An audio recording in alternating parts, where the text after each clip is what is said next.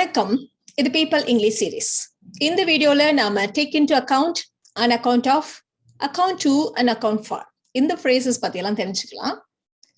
பொதுவா அக்கவுண்ட் அப்படின்ற ஒரு வார்த்தையை எடுத்துக்கிட்டோம் அப்படின்னா அதுக்கு நிறைய அர்த்தங்கள் இருக்கு. ஒண்ணு வந்து நம்ம பேங்க் அக்கௌண்ட்டை சொல்லுவோம்.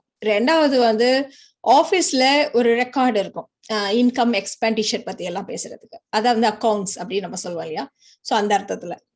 மூணாவது ஒரு ரிப்போர்ட் இல்லைன்னா ஒரு எக்ஸ்பிளனேஷன், ஒரு விஷயம் ஏன் நடந்துச்சு, எப்படி நடந்துச்சு, அந்த மாதிரி அதை டிஸ்கிரைப் பண்றது, எக்ஸ்பிளனேஷன், நரேஷன், இந்த மாதிரி ஒரு ரிப்போர்ட்டையும் நாம அக்கௌண்ட்னு சொல்லுவோம். ஸோ இந்த அர்த்தங்களை ஞாபகம் வச்சுக்கோங்க. அப்போ மற்ற ஃப்ரேசஸ் எல்லாம் பாக்குறப்போ உங்களுக்கு யூஸ்ஃபுல்லா இருக்கும். இப்போ நம்ம ஃபர்ஸ்ட் எடுத்துக்க போற ஃப்ரேஸ் வந்து டேக் இன் டு அக்கௌண்ட். இதே விஷயத்த நம்ம டேக் அக்கௌண்ட் ஆஃப் அப்படி கூட நம்ம சொல்லலாம். இதுக்கு என்ன அர்த்தம் அப்படின்னா, ஒரு விஷயத்த பண்றப்போ இதை கணக்கில் எடுத்துக்கொண்டு, இதை கருத்தில் கொண்டு நாம அதை செய்யணும் அப்படின்னு சொல்றதுக்கு நம்ம வந்து டேக் இன் டு அக்கௌண்ட் இல்ல டேக் அக்கௌண்ட் ஆஃப் அப்படின்ற ஃப்ரேசஸை நம்ம யூஸ் பண்ணுவோம். இப்போ நீங்க ஃபர்னிச்சர் வாங்க போறீங்க, ஒரு சோஃபா ரொம்ப அழகா இருக்குன்ட்டு இதை வாங்கிடலாம் அப்படின்னு நினைக்கிறீங்க. அப்போ நம்மளுடைய ரூம் சைஸ் என்ன, இது சோஃபா ரொம்ப பெருசா இருக்கு, இதை போட்டா பத்தவே பத்தாது அப்படின்னு நம்ம சொல்லுவோம் இல்லையா. ஃபர்னிச்சர் வாங்குறப்போ முதல்ல ரூம் சைஸை கணக்கில் கொண்டு, கருத்தில் கொண்டு வாங்குங்க அப்படின்னு சொல்ல போறோம். சோ எதை கருத்தில் கொண்டு வாங்கணுமோ அதை வந்து இந்த டேக் பக்கத்துல நம்ம சொல்ல போறோம். சோ இந்த இடத்துல ரூமோடைய size. So take the room size into account before buying the furniture. Take the room size into account before buying the furniture. இப்போ அடுத்த எக்ஸாம்பிள்ல ஒரு காம்படிஷன் நடக்குது, டிஃப்ரெண்ட் ஏஜ் குரூப்ல உள்ளவங்க அதுல பார்ட்டிசிபேட் பண்றாங்க. ஒரு சின்ன பொண்ணும் அதுல பார்ட்டிசிபேட் பண்றா. சோ அப்ப நம்ம என்ன சொல்றோம்னா, பாயிண்ட்ஸ் கொடுக்குறப்போ அவ ஒரு சின்ன பொண்ணு இல்லையா, சோ அவளோட ஏஜையும் கொஞ்சம் கருத்தில் கொண்டு நீங்க பாயிண்ட்ஸ் கொடுக்கலாம் அப்படின்னு நம்ம சொல்றோம். சோ அது மாதிரி செய்யணும் நீங்க அப்படின்னு ஒரு ரெக்வெஸ்ட் பண்றோம். So you should take her age into account. So அவளுடைய வயதை கருத்தில் கொள்ள வேண்டும் அப்படின்னு சொல்லியிருக்கோம். So take her age into account. You should take her age into account while giving points. இப்போ நம்ம சொன்னோம் டேக் அக்கவுண்ட் ஆஃப் அப்படி கூட நம்ம சொல்லலாம்னு சொன்னோம் இல்லையா. So take account of her age while giving points. Take account of her age while giving points. So ரெண்டு விதமாவும் நம்ம சொல்லலாம். ஒரு இடத்துல நாம வந்து சில ஒப்பீனியன்ஸ் எல்லாம் வைக்கிறோம். அப்ப என்ன சொல்றாங்கன்னா, டோன்ட் வரி, ஃபைனல் டிசிஷன் எடுக்கிறப்போ உங்களுடைய ஒப்பீனியன், உங்களுடைய ஐடியாஸும் கணக்கில் எடுத்துக்கொள்ளப்படும் அப்படின்னு நம்ம சொல்ல போறோம். So your opinion will be taken into account while making the final decision. Your opinion will be taken into account while making the final decision. இப்போ நம்ம பார்க்க போறது on account of. On account of அப்படின்றத நம்ம வந்து because of, due to இது கூட நம்ம வந்து கம்பேர் பண்ணி சொல்லலாம். இப்போ because of, due to எல்லாம் வந்து இதன் காரணமாக, ஒரு விஷயம் ஏன் நடந்துச்சு அப்படிங்கிறதுக்கு எக்ஸ்பிளனேஷன் கொடுக்கறப்போ இதன் காரணமாக இப்படி நடந்துச்சு அப்படின்னு நம்ம சொல்லுவோம் இல்லையா. சோ அதே மாதிரியான ஒரு அர்த்தத்துல நம்ம on account of யூஸ் பண்ணுவோம். இப்போ பேண்டமிக் சிச்சுவேஷன், தொற்று நோய் காரணமாக பள்ளிகள் வந்து மூடப்பட்டுள்ளன, ஸ்கூல்ஸ் எல்லாம் க்ளோஸ் ஆயிருக்கு. So the schools have been closed because of the pandemic. The schools have been closed because of the pandemic.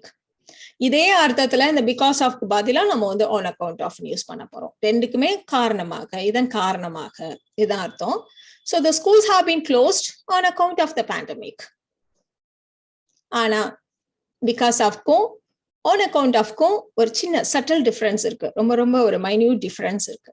என்ன அப்படின்னா, பொதுவாக ஒரு தாட் ப்ராசஸ் இன்வால்வ் ஆயிருக்கிற இடத்துல ஆன் அக்கவுண்ட் ஆஃப் யூஸ் பண்றது சூட்டபிளா இருக்கும். மற்ற இடங்கள்ல பிகாஸ் ஆஃப் யூஸ் பண்றது கரெக்டா இருக்கும். ஃபார் எக்ஸாம்பிள், மழை பெஞ்சிச்சு, மழையின் காரணமாக பில்டிங்ல வந்து ஃப்ளட் வந்துருச்சு அப்படின்னு நம்ம சொல்ல போறோம். ஸோ இந்த இடத்துல மழை பெஞ்சிச்சு, ஃப்ளட் வந்துச்சு, இந்த இடத்துல எதுவும் தாட் ப்ராசஸ்லாம் எதுவும் இன்வால்வ் ஆகி இல்லை இல்லையா. ஸோ இந்த மாதிரி இடங்கள்ல நம்ம பிகாஸ் ஆஃப் யூஸ் பண்றது சூட்டபிளா இருக்கும்.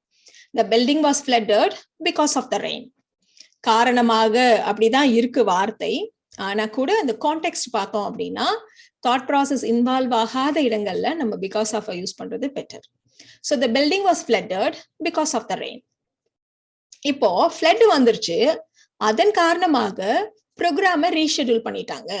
ஸோ இந்த இடத்துல ப்ரோக்ராம் ரீஷெடியூல் பண்றப்போ நாம வந்து ஃப்ளட்டை கருத்தில் கொண்டு, அதை கவனத்தில் கொண்டு நாம ஒரு ப்ரோக்ராமை ரீஷெடியூல் பண்றோம். ஸோ அந்த இடத்துல ஒரு தாட் ப்ராசஸ் இன்வால்வ் ஆயிருக்கு இல்லையா.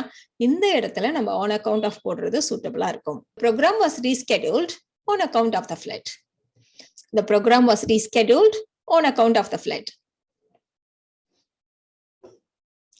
இந்த ஆன் அக்கவுண்ட் ஆஃப்க்கு இன்னொரு அர்த்தம் கூட இருக்கு.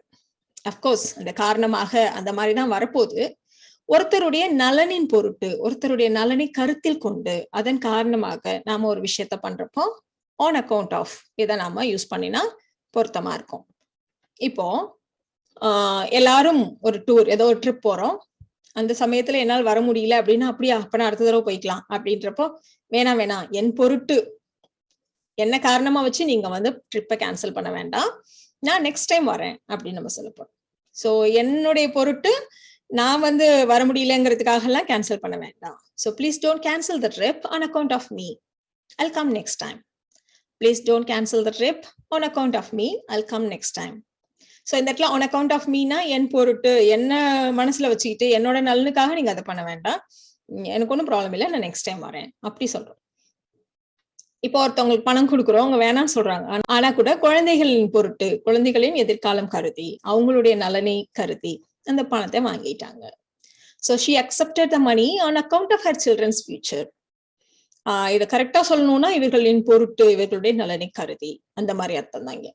So she accepted the money on account of her children's future. இப்போ நம்ம பார்க்க போற phrases account to and account for. ரெண்டுக்குமே சிமிலரான சிச்சுவேஷன்ல தான் நம்ம இதை யூஸ் பண்ணுவோம். இப்போ நீங்க எக்ஸ்பிளனேஷன் கொடுக்க வேண்டிய இடத்துல இருக்கீங்க, ரெஸ்பான்சிபிலிட்டி உங்களுக்கு இருக்கு. ஸோ நீங்க எக்ஸ்பிளைன் பண்ணணும், ஒரு பதில் சொல்லணும். இந்த மாதிரி இடங்கள்ல நம்ம வந்து இந்த அக்கௌண்ட் டு இல்ல அக்கௌண்ட் ஃபார் இந்த ஃப்ரேசஸ் நம்ம யூஸ் பண்ணுவோம். யாருக்கு விளக்கம் கொடுக்கணும்னு ஒரு பர்சனை பத்தி சொல்றப்போ நாம அக்கௌண்ட் டு அப்படின்ற ஃப்ரேஸை யூஸ் பண்ணுவோம். எந்த மேட்டருக்கு, எந்த விஷயத்துக்கு நாம விளக்கம் கொடுக்கணுமோ அந்த விஷயத்தை பத்தி பேசுறப்போ நாம அக்கௌண்ட் ஃபாரை யூஸ் பண்ணுவோம். ஃபார் எக்ஸாம்பிள், நேத்து நீ ஒரு மிஸ்டேக் பண்ணல, அதுக்கு நீ எனக்கு எக்ஸ்பிளைன் பண்ணு அப்படின்னு கேட்கணும். So can you account for your mistake? இந்த இடத்துல யுவர் மிஸ்டேக் என்ன விஷயமோ அதை சொல்றோம். ஸோ அதனால அக்கௌண்ட் ஃபாரை யூஸ் பண்றோம். So can you account for your mistake? இப்போ நான் என்ன சொல்றேன் அப்படின்னா, அதுக்கு ஏன் நான் உனக்கு எக்ஸ்பிளைன் பண்ணணும்? எங்க அப்பா கேட்கட்டும் சொல்றேன், இல்ல என்னோட பாஸ் கேட்கட்டும் சொல்றேன், யார்கிட்ட நான் எக்ஸ்பிளைன் பண்ணுமோ அவங்க கிட்ட எக்ஸ்பிளைன் பண்றேன். ஸோ இந்த இடத்துல பர்சனை பத்தி சொல்ல போறோம். So I don't have to account to you. So பர்சனை பத்தி சொல்றப்போ account to. I don't have to account to you, உனக்கு நான் எக்ஸ்பிளனேஷன் கொடுக்க வேண்டியது இல்லை. அஃப்கோர்ஸ் இதுக்கு நாம வந்து I don't have to explain to you அந்த அர்த்தத்துல தான் நாம I don't have to account to you அப்படின்னு நம்ம சொல்றோம். இப்போ நாம சொல்லுவோம், நான் அந்த காலத்துல எல்லாம் நான் செலவழிக்கிற ஒவ்வொரு பைசாவுக்கும் எங்க அப்பா கிட்ட கணக்கு சொல்ல வேண்டி இருந்துச்சு, ஆனா இப்பெல்லாம் நீங்க அப்படி இல்லை அப்படின்னு நம்ம சொல்லுவோம் இல்லையா? ஸோ கணக்கு காட்ட வேண்டி இருந்தது, எக்ஸ்பிளைன் பண்ண வேண்டி இருந்தது, பதில் சொல்ல வேண்டி இருந்தது அப்படின்னு நம்ம சொல்ல போறோம். ஸோ இப்ப ரெஸ்பான்சிபிள் அப்படிங்கிறப்போ ஹாவ் டு யூஸ் பண்ணுவோம். அதோடைய பாஸ்ட் டென்ஸ்ன்றதுனால had to யூஸ் பண்றோம். So I had to account to my dad, person பத்தி சொல்றோம். ஸோ அதனால அக்கௌண்ட் டு யூஸ் பண்ணிருக்கோம். So I had to account to my dad, எங்க அப்பாவுக்கு பதில் சொல்ல வேண்டியிருந்தது. நான் செலவழிச்ச ஒவ்வொரு பைசாவுக்கும் பதில் சொல்ல வேண்டியிருந்தது. ஐ had to account for every paisa I spent. So இந்த இடத்துல விஷயத்தை பத்தி சொல்றோம், அதனால for.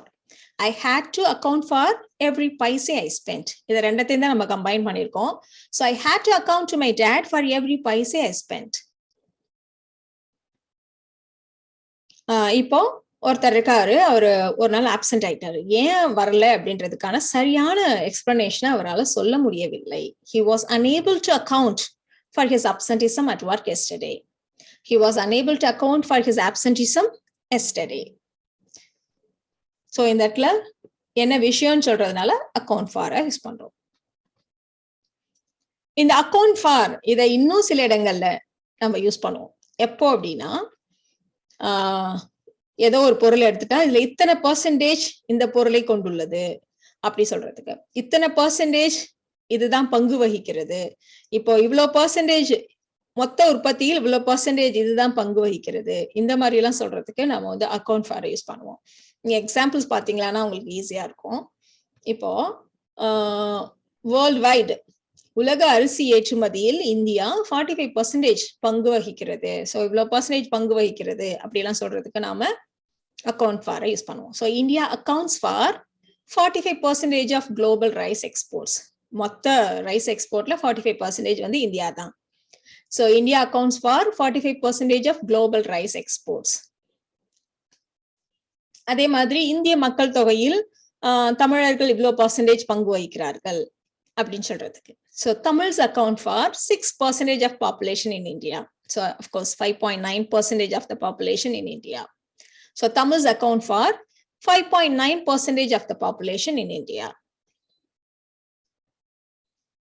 அதே மாதிரி நம்ம கரண்ட் கன்சம்ஷன் பத்தி பேசுறோம். ஸோ நம்ம வீட்டுல கரண்ட் கன்சம்ஷன்ல பாதி இந்த ஏசியால தான். ஸோ 50% ஏசி தான் காரணம் அப்படின்னு நம்ம சொல்ல போறோம். So air conditioner accounts for 50% of our electricity consumption. Air conditioner accounts for 50% of our electricity consumption. So in the video நாம take into account an account of, account to, and account for. இந்த phrases பத்தி எல்லாம் தெரிஞ்சுக்கிட்டோம். இந்த video உங்களுக்கு ரொம்ப யூஸ்ஃபுல்லா இருக்கும்னு நினைக்கிறேன். Thank you so much.